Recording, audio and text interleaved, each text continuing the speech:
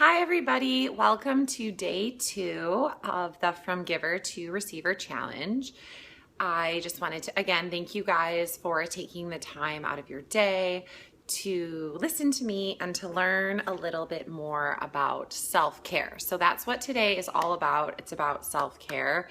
And I want you to think about, when you think about self-care, I want you to think about self-love, because that's really what it is. Self-care is taking the time to do something for yourself.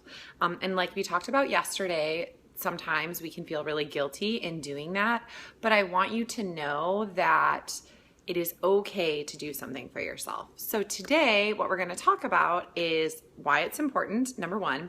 And then number 2, I'm going to give you guys a couple ideas, exercises, activities, simple things you can do for self-care.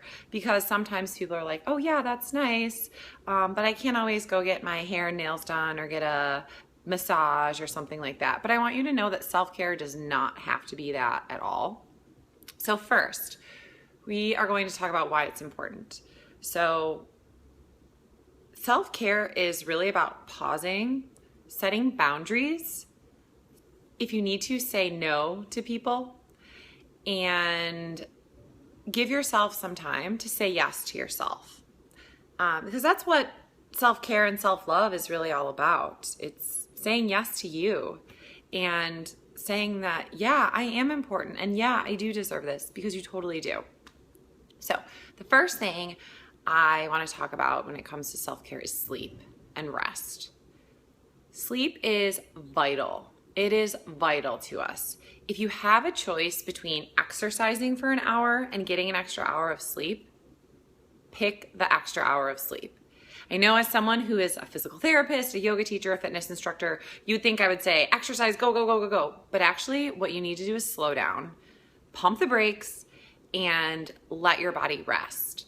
The reason is, I'm gonna go a tiny bit into science because I'm a science nerd, but I don't wanna overwhelm you guys. But basically, every cell in your body needs to recover. It needs to cleanse itself. It needs to get rid of the toxins and all of the bad stuff so that all of the nutrients and good energy can refresh itself in your cells, because your cells regenerate all the time. Whether it's your skin cells, your blood cells, the cells in various organs of your body, they regenerate at different rates, but they all are still constantly renewing themselves. So the only time that that can happen is when you're resting and when you're sleeping. So your sleep not only is vital to your overall energy, because it's going to refresh your cells, it's going to get all of the crap out, it's going to detoxify your body, but it also is where your brain does so much cleansing and cleaning out. That's when all of the cells in your brain get rid of the gunk, and basically your brain is cleaning itself out and creating space so that your neurological connections and your neurons can fire and talk to each other. So if you think about it, if you're trying to talk to someone and let's say you're underwater or something, it kind of gets muddled and mucky because the water is filtering it in. You talk to them, you're like, hello, and it's like, whoa. You can kind of think of the communication in your brain happening that way. If you don't sleep, your body's not able to clean that slate and let you come up for air and actually be able to talk to someone and have clear communication. So if you're not resting enough, your brain communication, it's still there, it's just not firing at an optimal level. Hence the reason why you have brain fog or difficulty concentrating and focusing, because the signal, instead of going from this cell to this cell, just ping, it goes boop, boop. So the information still gets there, it's just not in the same way. I hope you guys like my sound effects. That's how I roll. Sorry if you don't like it. So that's why it's really important for your brain. Sleep is also essential for your digestive system. You have 2 systems in your body, your parasympathetic nervous system and your sympathetic nervous system. So your sympathetic nervous system is your fight or flight response. It's what gives you that rush of adrenaline, and it keeps you safe in a moment of danger.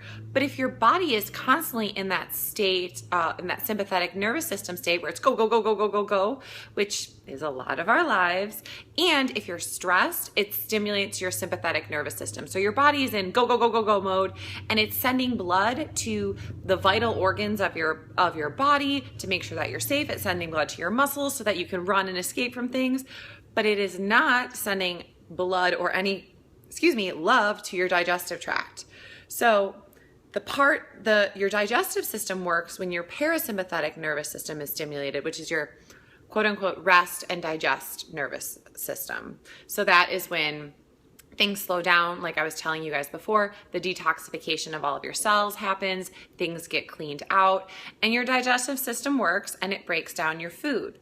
So one of the reasons why people, when they're really stressed or they don't sleep, a lot of common side effects are things like digestive cramping, bloating, constipation, headaches. All of those types of things are happening because you're not allowing your body to slow down and basically clean itself out from the toxins in all of your cells to the food that you ate and all the things that you consumed and then are able to then eliminate hopefully in the morning or whatever later in the day. So number one, most important thing I want you to know with self-care is rest and sleep. And make that a priority because getting good sleep is going to contribute to all the other areas of health. You can eat really well and you can exercise, but if you're only sleeping for like 3 hours a night, it doesn't matter. You're not able to reap the benefits of the good food you're eating and all the exercise you're doing because your body can't repair itself, so it's not going to improve.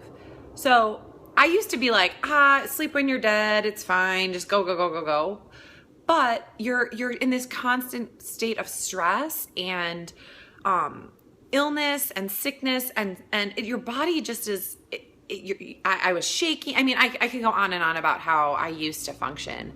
But when you make sleep a priority, it really helps with all other areas of your life. So when you can, the goal should be around 7 hours of sleep, but really try to get a little bit more sleep. Make it a priority. Make it something that's important. If you guys want to learn more about how to improve your sleep, please comment below or email me, ask questions, and we're actually going to dive deeper into some of this stuff in a longer program. If you guys are interested, let me know.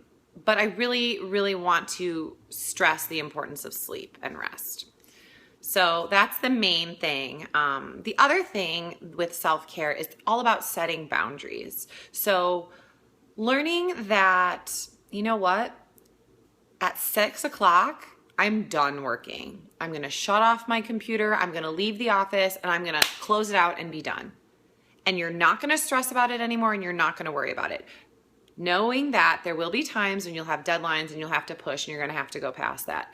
But say I am done working at X time and don't think about it anymore, because really you're just going to stress and overthink about it. You're not going to be present with your family or whoever you're with when you leave work, and you're just not going to be engaged with your life, and you need to learn to shut it off. Same thing goes with friends, family, whatever. You need to learn to say no. I can tell you for a fact this is a very, very, very hard thing for me, but the more I did it and the more I said no to things I didn't want to do and said yes to myself, the happier I was. And you're going to realize that at first it's really hard and you feel bad about it. You'll be like, oh, but people, I should do this for this person or I should do this for that person. But when you say no to this, and then at another time you'll say, you know what, I am not able to do this, but I would love to do X with you at this time. They're going to, number one, respect you and appreciate you more. Your friends and family, and hopefully even your boss, they're going to be more respectful of your time because you're setting boundaries and you're setting limits. It helps with productivity and makes you more efficient. So setting those boundaries can be very huge. And like I said, it's okay. It's okay to say no. And no, kind of flip it in your head that it's not like you're saying no to somebody else and you're doing something bad, but you're really saying yes to yourself and you're doing something good for yourself. And then the last thing I want to share about self-care, again, I can go on and on about this, and I do in more depth in some of my longer programs. So like I said, if you're interested, let me know. But the last thing I want to leave you with when it comes to self-care is about self-awareness. It's pausing tuning into yourself and saying, what do I really need right now? Listening to that and then doing that action of what you need. It can be, I really need to give my friend a call. I really need to just sit down and put my feet up. I really need to go eat a good meal. I really need to go for a run. I really need to get out of this toxic relationship. I really need to go have that conversation with my boss because I really don't like the work I'm doing. You know, it's taking a step back and thinking about, what do I really need? When you're more aware of yourself, again, it's not selfish, it's being aware of it, you're able to present yourself to the world in a much better way. You're going to be more present and you're going to be more engaged with the world and with your life. So I want to give you guys a couple tools of ways to practice self-care. So first, and these are all options, you don't have to do all of them, I'm just going to give you a couple tools. So the first thing is taking 5 minutes to yourself each day. 5 minutes, you can totally do it. One thing I would suggest doing is just closing your eyes and taking a few deep breaths and just being present and being in the moment. If you like to meditate, please use that 5 minutes to meditate. If meditation scares the shit out of you, don't do it. I was super intimidated by it at first, and then I actually was like, oh wait, this isn't so bad. So whatever your comfort level is with that, be okay with meditating if you want. If not, just sit quietly with yourself and tune into yourself and say, all right, how am I feeling right now? And just notice things, be aware of things, and don't judge yourself. So number one is take 5 minutes for yourself each day. Number two, one of the things that I found very therapeutic and relaxing and giving me a little bit of care is reading. This will also help with sleep. If you kind of shut your phone off, go in your bed and read for a little bit, it's a really nice way to be able to get away from the electronic and that blue light stimulus. But reading it also, and I love physical books, so I like to read with an actual book, but if you prefer Kindle or something like that, you totally can do that. But I just want to share a couple of my favorite books when it comes to like self-love and self-care. So I'm going to hold them up, but in the follow-up email, you guys will get these and linked up if you want to get these books. And I love books. Okay, so this one is The Desire Map. It's by Danielle LaPorte, and she talks about focusing on how you want to feel.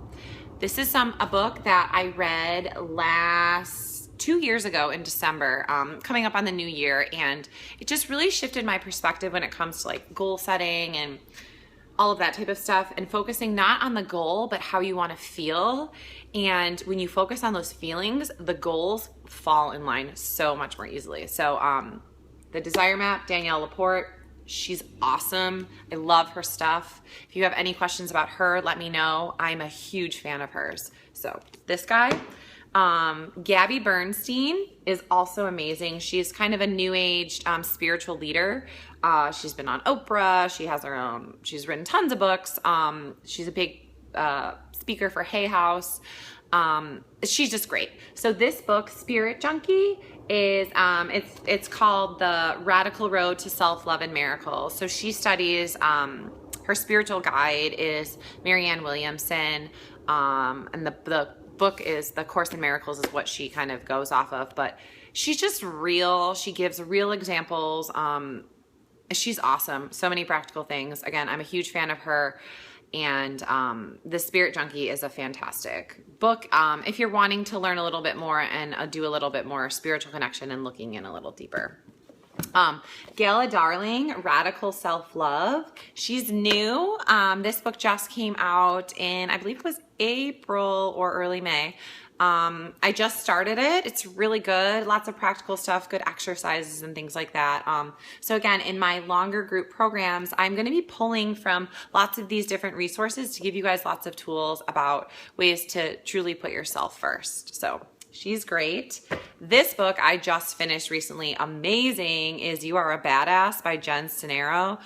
It's funny, and her main message is love yourself. Always love yourself. Put yourself first. So read a book. Another thing that I strongly suggest is take a bath. Take 20 to 30 minutes once a week. Slow down. Warm water Epsom salts and essential oils are huge to add to a bath. Just helps your body relax and you reap a lot more benefits. The Epsom salts and essential oils also help to cleanse and detoxify the body. But you can read a book, you can drink some wine, you can just drink some tea, or you can just sit there and relax. It's just so nice. The other thing that I think is a really powerful act of self-care is connecting with someone. So whether it's a friend, a family member, your child, whatever it is, take time to truly like reach out and either have a conversation with somebody, give somebody a hug, meet them in person. But just that time with human connection will give you energy. But make sure you're spending it as time with someone that's going to lift you up, someone that's going to support you and give you some love. And the last thing I want to leave you guys with when it comes to self-care is love yourself. Love yourself, put yourself first, and know that you deserve it. Thank you guys so much for listening today, and you will be receiving an email with all of this information we talked about and a copy of this video later on. So have a fabulous day, and tomorrow we are going to dive deep into ways to fuel your body right, a thing I'm very passionate about. So have a great day, and I look forward to talking with you tomorrow.